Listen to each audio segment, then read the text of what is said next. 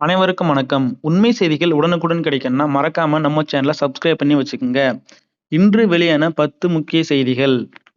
300 புதிய அரசு பேருந்துகள் சேவை தொடக்கம். தமிழ்நாடு அரசு போக்குவரத்து கழகத்திற்காக வாங்கப்பட்ட 300 புதிய பேருந்துகளை முதலமைச்சர் விஜய் சென்னை தலைமைச் செயலகத்தில் இருந்து கொடியசைத்து தொடங்கி வைத்தார். இந்த பேருந்துகள் பல்வேறு மாவட்டங்களுக்கு இயக்கப்பட உள்ளன. பழைய பேருந்துகளுக்கு மாற்றாக புதிய வசதிகளுடன் இயக்கப்படுவதால் பொதுமக்களுக்கு பயண வசதி மேம்படும் என அரசு தெரிவித்து உள்ளது. ஐபிஎஸ் அதிகாரிகள் இடமாற்றம். தமிழ்நாடு காவல்துறையில் முக்கிய நிர்வாக மாற்றங்கள் செய்யப்பட்டு உள்ளன.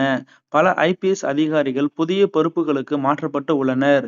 சென்னை மாநகர காவல்துறையிலும் சில முக்கிய பதவி மாற்றங்கள் அறிவிக்கப்பட்டு உள்ளன. சட்ட ஒழுங்கை மேலும் வலுப்படுத்தும் நோக்கில் இந்த நடவடிக்கை எடுக்கப்பட்டதாக கூறப்படுகிறது. தாய்மாமன் தங்க மோதிர திட்டம். புதிதாக பிறக்கும் குழந்தைகளுக்காக தாய்மாமன் தங்க மோதிரம் என்ற புதிய நலத்திட்டத்தை தமிழக அரசு அறிவித்து உள்ளது. இந்த திட்டத்தின் கீழ் தகுதியான குடும்பங்களுக்கு குழந்தை பிறக்கும் போது தங்க மோதிரம் வழங்கப்படும் என தகவல் வெளியாகி உள்ளது. விண்ணப்ப நடைமுறை மற்றும் தகுதி விவரங்கள் விரைவில் வெளியிடப்படும் என்றும் தெரிவிக்கப்பட்டு உள்ளது. முன்னாள் அமைச்சர் ஏவாவேலு தொடர்பான சோதனை. முன்னாள் அமைச்சர் ஏவாவேலுக்கு தொடர்புடைய பல இடங்களில் லஞ்ச ஒழிப்புத்துறை சோதனை நடத்தியது. சாலை பணிகளில் முறைகேடு நடந்ததாக கூறப்படும் புகாரின் அடிப்படையில் இந்த நடவடிக்கைகள் எடுக்கப்பட்டுள்ளதாக செய்திகள் தெரிவிக்கின்றன. இந்த விவகாரம் தமிழக அரசியலில் பரபரப்பை ஏற்படுத்தி உள்ளது. தொழில் முதலீடுகள் குறித்து அமைச்சர் குற்றச்சாட்டு.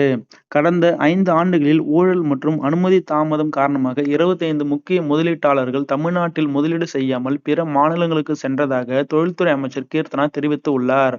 புதிய அரசு முதலீடுகளை ஈர்க்க வெளிப்படையான நிர்வாகத்தை கொண்டுவர முயற்சிப்பதாக தகவல் கூறினார். சிப்காட் தொழில் பூங்காக்கள் மேம்பாடு. தமிழகத்தின் பல பகுதிகளில் உள்ள சிப்காட் தொழில் பூங்காக்களை மேம்படுத்த அரசு திட்டமிட்டு உள்ளது. புதிய தொழிற்சாலைகளை மற்றும் வேலைவாய்ப்புகளை உருவாக்கும் நோக்கில் அடிப்படை கட்டமைப்புகள் மேம்படுத்தப்பட உள்ளதாக அமைச்சர் தெரிவித்து உள்ளார். கொடைக்கானல் புலி நடமாட்டம் குறித்து உயர்நீதிமன்றம் கவலை. கொடைக்கானல் வனப்பகுதியில் புலிகள் நடமாடுவதாக வெளியான தகவல்களை தொடர்ந்து அது குறித்த முழு அறிக்கையை தமிழக அரசு தாக்கல் செய்ய சென்னை உயர்நீதிமன்றம் உத்தரவிட்டு உள்ளது. சுற்றுச்சூழல் பாதுகாப்பு மற்றும் பொதுமக்கள் பாதுகாப்பு தொடர்பாக இந்த வழக்கு முக்கியத்துவம் பெற்று உள்ளது. மருத்துவ மேற்படிப்பு இடங்கள் விவகாரம். தமிழகத்தின் 152 மருத்துவ சூப்பர் ஸ்பெஷாலிட்டி இடங்களை அகில இந்திய ஒதுக்கீட்டிற்கு மாற்றிய முடிவு தொடர்பாக உச்சநீதிமன்றத்தில் வழக்கு விசாரணைக்கு வந்து உள்ளது. தமிழக மாணவர்களுக்கு பாதிப்பு ஏற்படுமா என்பது குறித்து பல தரப்பினர் கவலை தெரிவித்து வந்துள்ளனர். மின்சார வாரியம் தொடர்பான வெள்ளை அறிக்கை.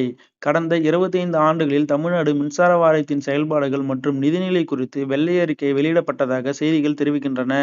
மின்துறை சீர்திருத்தங்கள் குறித்து விரைவில் மேலும் அறிவிப்புகள் வெளியாகலாம் எனவும் எதிர்பார்க்கப்படுகிறது. கனமழை எச்சரிக்கை. தமிழகத்தின் நீலகிரி, கோவை, திருப்பூர், ஈரோடு, சேலம் உள்ளிட்ட பல மாவட்டங்களுக்கு கனமழை பெய்ய வாய்ப்புள்ளதாக வானிலை ஆய்வு மையம் தகவல் தெரிவித்து உள்ளது.